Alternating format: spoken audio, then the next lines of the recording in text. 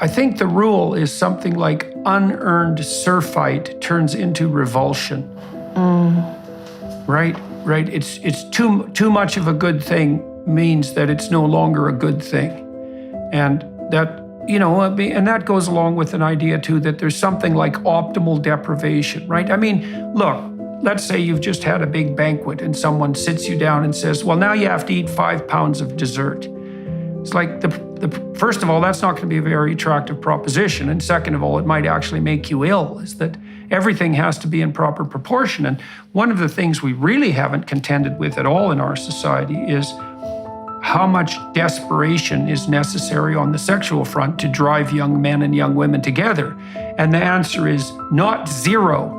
And the problem with pornography, one of many problems, is that it drives desperation on the male front down to zero. Now, I know perfectly well from my clinical experience that the standard state of most young men, especially under 20, let's say, is pretty much terror in the face of a woman who they're very attracted to.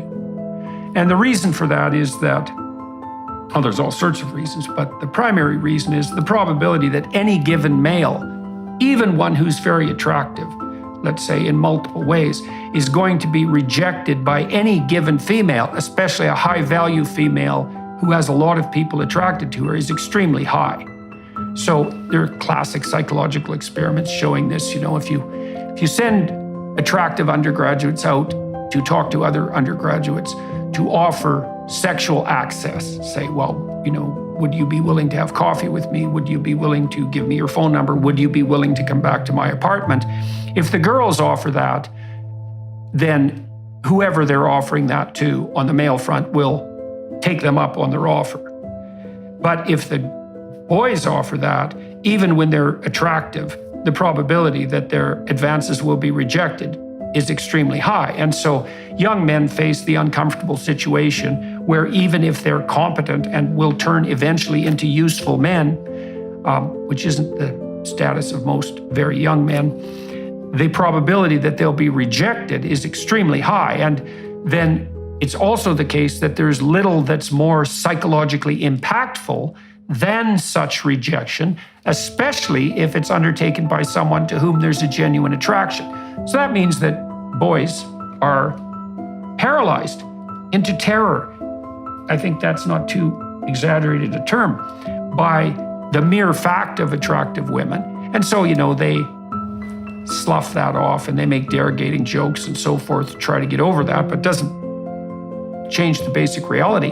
That also means that a certain percentage of males, and it's not low, really, it could easily be like 30% are just paralyzed into utter stasis by the possibility of rejection, especially because they haven't been fortified against it with their dependency-inducing upbringing. Unless they're driven forward by a certain amount of desperation, some of which needs to be sexual, they're never going to break through that barrier.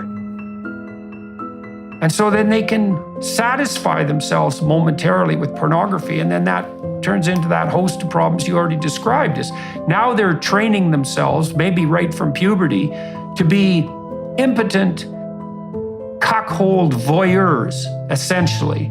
So that's not good training. Then they're training themselves to view women as targets of short-term gratification. So that's like training in psychopathy. And then they're also interfering with their ability to establish a relationship and also to perform sexually in a real environment.